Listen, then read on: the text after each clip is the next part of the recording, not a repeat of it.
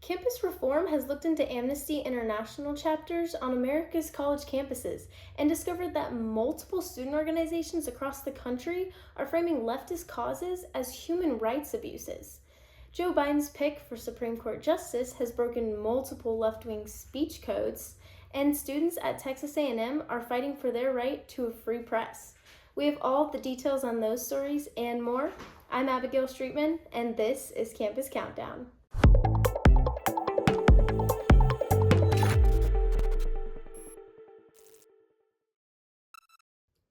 In our number 3 story of the week, Amnesty International reportedly commits libel against Israel while its college chapters champion the left's favorite causes. Amnesty International has recently received criticism from multiple organizations following a 280-page report labeling Israel as an apartheid state. After receiving the leaked document, NGO Monitor wrote that Amnesty's report manipulates and distorts international law, Israeli policy, and events on the ground, as well as denies the Jewish people their right to sovereign equality and self-determination. Other critics included the Anti-Defamation League, Israeli Foreign Ministry, and the Wall Street Journal, whose editorial board referred to the report as a libel that distorts history. And the Jewish National Fund USA referred people to its online resources to explore the real Israel. In light of this report, Campus Reform decided to dig into Amnesty International chapters on college campuses in America. And we have found that in many cases, leftists frame their causes as abuses against what Amnesty International has defined as the human rights enshrined in the Universal Declaration of Human Rights, according to their mission statement.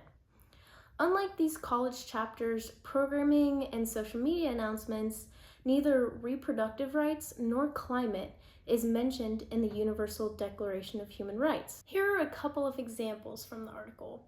In the fall 2021 semester, the William and Mary Amnesty International chapter organized 3 subcommittees focused on climate justice, reproductive rights, and housing and homelessness. They also hosted an abortion and reproductive rights panel in December, which featured the policy director of Pro-Choice Virginia, the political director of Planned Parenthood Advocates for Virginia, and the staff director for the Center for Reproductive Rights. In March 2021, the Michigan State University chapter hosted a discussion on ecofeminism for Women's History Month, and following the Kyle Rittenhouse trial verdict, the group shared Amnesty International's response, in which the national organization argued that the jury's not guilty verdict revealed that the justice system is purportedly predicated on white supremacy and anti-Black racism. The University of Chicago also recently promoted this criticized report, entitled Israel's Apartheid Against Palestinians, Cruel System of Domination and Crime Against Humanity, on its Instagram account. Will the international chapter condemn these groups for deceiving fellow students and pushing their radical agendas by labeling issues as human rights abuses? Most likely not. This group obviously has an agenda of its own if it will overlook Palestinian war crimes against Israel and condemn Israel as an apartheid state at the same time. In our number 2 story of the week, SCOTUS nominee Ketanji Brown Jackson's speech is riddled with white supremacist language, according to academics. On February 25th, President Joe Biden nominated Ketanji Brown Jackson to the Supreme Court. Brown Jackson, a federal judge, then addressed the country by praising America and reflecting on her hard work and accomplishments. This woman, who may become the first Black female Supreme Court justice, engaged in language that campus lefties have deemed offensive, racist, or white supremacist. Campus Reform has obtained a transcript of Jackson's speech. Here are the most problematic statements according to the woke and anti-racist figures in higher education. Firstly, Jackson stated that I must begin these very brief remarks by thanking God for delivering me to this point in my professional journey. Well, according to a course at Swarthmore College titled Is God a White Supremacist?, which examines the evil and nature of suffering, human/anti-human bias, death in being, and perception of the racialized transcendent other in social, political, and symbolic order. Well, the front-runner Democratic pick for Supreme Court Justice just thanked a white supremacist. Jackson further stated, "And I do know that one can only come this far by faith among my many blessings, and indeed, the first is the fact that I was born in this great country. The United States of America is the greatest beacon of hope and democracy the world has ever seen." But yet, over and over again, students on college campuses are told by their professors that America is a terrible and racist place. However, she did remember the leftist deceiving term that America is a democracy, when in reality, we're a democratic republic. Thirdly, Jackson emphasized that she was blessed from her early days to have a supportive and loving family. Her mother and father, who have been married for 54 years, are at their home in Florida right now, she said. Jackson used the word mother, but she must have meant the politically correct term birthing person. She'll get a pass for that, but what she won't get a pass for is promoting the racist nuclear family, which the radical left says needs to be dismantled. Jackson even stated that law enforcement runs in her family. In addition to her brother, she has 2 uncles who served decades in the police force. One even became the police chief in Miami, Florida. But according to leftist academics, the police are racist and need to be dismantled, defunded, or abolished. Yet, Jackson boasted about her family's history in law enforcement during her speech. Lastly, Jackson said that if she is fortunate enough to be confirmed as the next Associate Justice of the Supreme Court of the United States, she can only hope that her life and career, her love of the country and the Constitution, her commitment to upholding the rule of law, and the sacred principles upon which this great nation are founded will inspire the future generation of Americans. If this is true, why are there harmful language alerts on America's founding documents at the National Archives? And apparently our racist founding fathers didn't even believe in democracy. America is apparently not an exceptional place to some professors. As leftists around the country begin celebrating Brown Jackson as the first Black woman to be nominated to the Supreme Court, she has also broken many of the left-wing speech codes enforced on college campuses. Will the left even attempt to call her out for any of her statements? We should know the answer to that question already. We can only hope that the double standard becomes so overwhelmingly obvious that my generation finally wakes up. In our number 1 story of the week, university leadership told the student newspaper to stop printing. Students fought back and won. Pro-free speech activism at Texas A&M University defeated the university president's attempt to seize print production of The Battalion, a student-run newspaper. The Battalion reported on February 11th that University President Catherine Banks ordered them to stop printing at the end of the spring 2022 semester.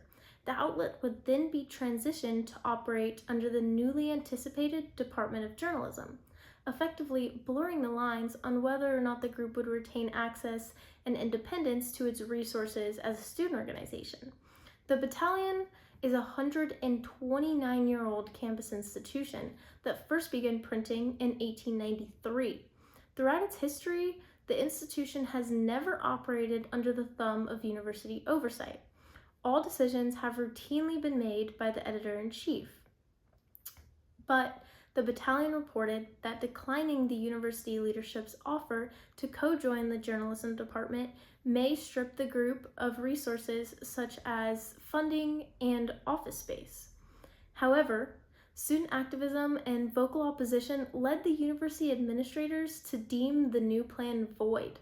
Last week, the University's Student Government Association held a special session with President Banks in which students in attendance argued that her plans would result in additional oversight and hampered freedom of the press.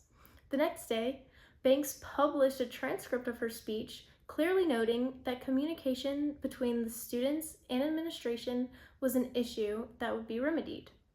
Banks walked back the original demand and reaffirmed her commitment to fostering free press on campus. She stated, "Last fall, I announced that we would bring back a journalism department to our campus. This action does not align with someone who does not support a free press." Furthermore, she confirmed that at no point were there any plans approved for a reduction in battalion funding or loss of MSC space, and that she would never attempt to influence or control the content of the student newspaper. Additionally, she stated that the university can never ask an organization to, quote, give up their status. Still, students remain determined to preserve the traditional printed publication. An online campaign titled #SaveTheBat gained over 7,200 signatures in support of preserving the physical publication. The students have also received backing from the Foundation for Individual Rights and Freedom, which has sent a letter to President Banks to inquire about her motives, in addition to filing a public records request and signing a media association letter of support. For years, we have seen college campuses create policies that fly in the face of the Constitution and stifle students' freedoms. Just a quick search on Campus Reform's website will show you overwhelming numbers of unconstitutional practices on college campuses.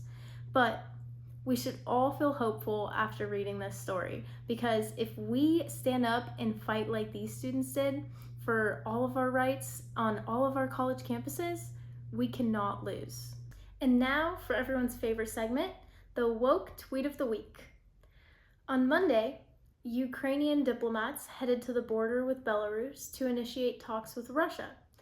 These talks took place concurrently with Russian President Vladimir Putin escalating the threat of nuclear conflict and reports that Belarusian paratroopers would invade Ukraine. But what does Howard University professor Nicole Hannah-Jones think that this conflict is about? Herself, apparently. On Sunday, Hannah-Jones accused journalists of using racialized analysis and language. Hannah-Jones even went so far as implying that Ukraine deserved less devoted media attention because they are not a continent. The professor tweeted, "What if I told you Europe is not a continent by definition, but a geopolitical fiction to separate it from Asia?" Implying that referring to Europe as a continent is a dog whistle to tell us that we should care about them because they are just like us.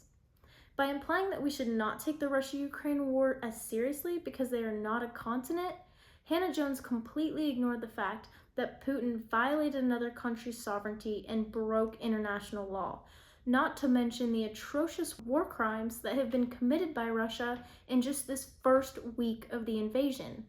Because of the Russian invasion of Ukraine, the threat of destabilizing nuclear global conflict is real, and it will affect all of us. This is why every news channel is trained on Europe right now. It's justified. But Hannah-Jones is apparently not concerned with the current turmoil. Does Hannah-Jones not realize that we are looking at China and Taiwan just as close as we're looking at Russia and Ukraine? If China were to invade Taiwan tomorrow, you can bet that there would be just as much, if not more, media coverage of that. The reality is that we're living in a different time than the times of World War I and World War II. We can now record everything around us with just a small handheld device, which allows us to have more war coverage than ever before. But if we weren't paying attention to the wars in the past enough, according to Hannah-Jones, it's because the people involved weren't white.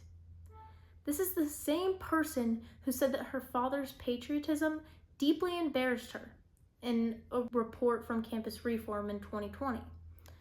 Not everything is about you, Nicole. That's all we have for you this week. If you're watching on YouTube, don't forget to hit that like button and subscribe to our channel. You can follow along with all of the campus craziness on Facebook, Instagram, and Twitter at Campus Reform. I'm Abigail Streetman. Thanks for watching the Campus Countdown.